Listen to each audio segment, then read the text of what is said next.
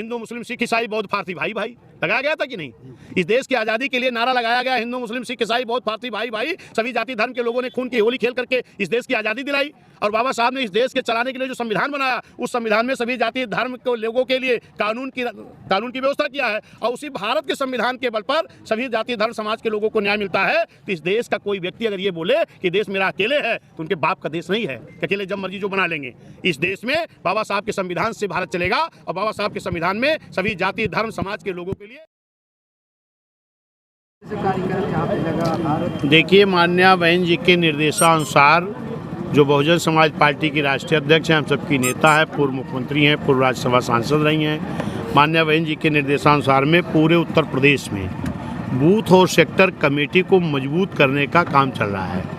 जिस कड़ी में हर विधानसभा में 2 मीटिंगें मेरी डेली हो रही हैं। 403 विधानसभाएं हैं, जिसमें 806 मीटिंगें डेली हो रही हैं। और माननीय बहन जी के निर्देश पर डेली किसी न किसी जनपद में मैं भी जाने का काम कर रहा हूं और जा करके किसी न किसी बैठक में शामिल होता हूं। आज अभी मैं अमेठी में एक जनपद में एक मीटिंग सेक्टर की किया और एक आकर के आप सुल्तानपुर के आज इस सेक्टर में मैंने मीटिंग करने का काम किया।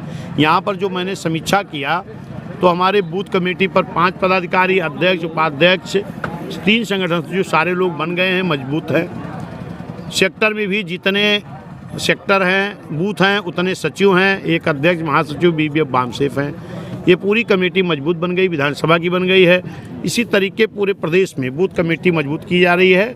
अपना अपना बूथ करो मजबूत। जिस दिन बूथ हमारा पूरी तरह से मजबूत हो जाएगा तो बहुजन समाज पार्टी को कोई भी चुनाव जीतने में कोई मुश्किल नहीं आएगा। हाल ही में जो है 2022 के चुनाव हुए, उसमें सतीश चंद्र मिश्रा द्वारा ये कहा गया कि जिसकी जितनी जो है तैयारी उसकी उतनी भागीदारी, और आप कह रहे हैं जिसकी जितनी संख्या भारी उसकी उतनी हिस्सेदारी। एक ही पार्टी, ये मानवर कांसीराम साहब का नारा है।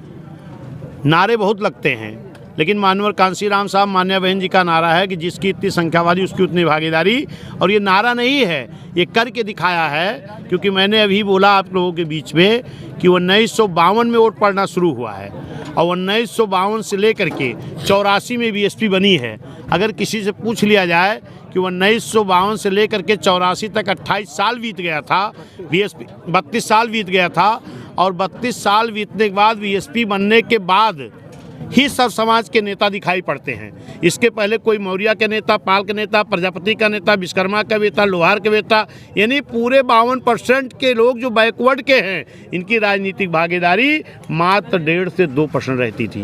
लेकिन जब बहुजन समाज पार्टी बनी, मानवर कांसीराम साहब ने कहा कि जिसकी जितनी संख्या वाली उसकी इतनी भागीदारी, तो जिनको पहले मिलता था उनको भी BSP ने देने का काम किया, जिनको कभी नहीं मिलता था उनको भी देने का काम किया। सब समाज के लोगों को दे करके चुनाव लड़ा करके लोकसभा विधानसभा भेजने का काम किया।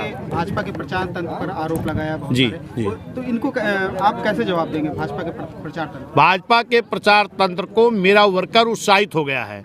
मुझको मान्य बहन जी ने अध्यक्ष बनाया है और मैं BSP का बूथ अध्यक्ष रहा हूँ, सेक्टर अध्यक्ष रहा हूँ, बहुजन वॉलंटियर फोर्स का अध्यक्ष रहा हूँ, जिले में सभी पदों पर रहा हूँ, मंडल जोन का कोऑर्डिनेटर कई मंडल का रहा हूँ, राजस्थान जैसे तमाम प्रदेशों का प्रभारी रहा हूँ।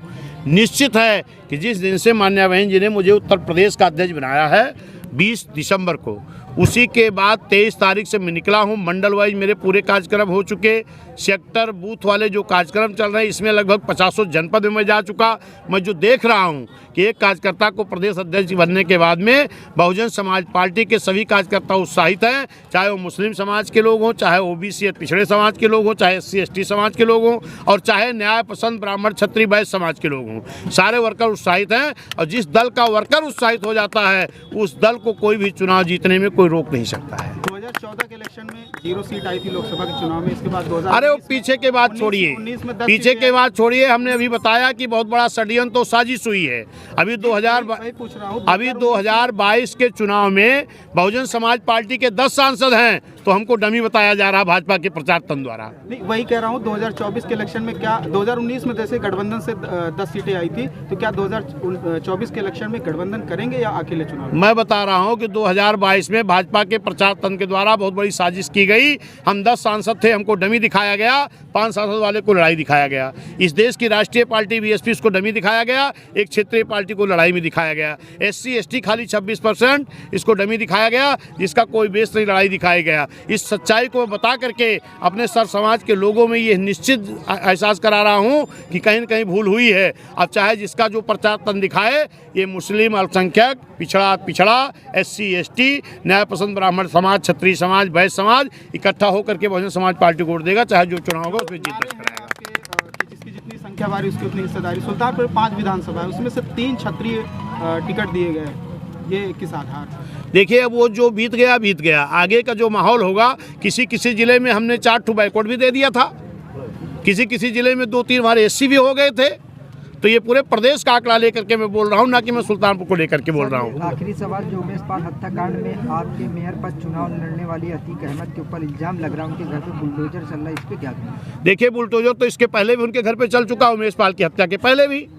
ये बुलडोजर बाबा ने अभी कानपुर में भी बुलडोजर चलवा दिया। एक ब्राह्मण समाज की बेटी और माँ दोनों की हत्या हो जाती बुलडोजर चलने में। बुलडोजर जहाँ मर्जी ये चलाए, मैं उसके लिए कोई इतराज़ नहीं कर रहा हूँ, लेकिन जब ये कानपुर में बुलडोजर चलाए हैं, कोई ज़मीन का अगर विवाद था, अगर सुलझा लिए होते तो माँ बेटी की जान नहीं जाती।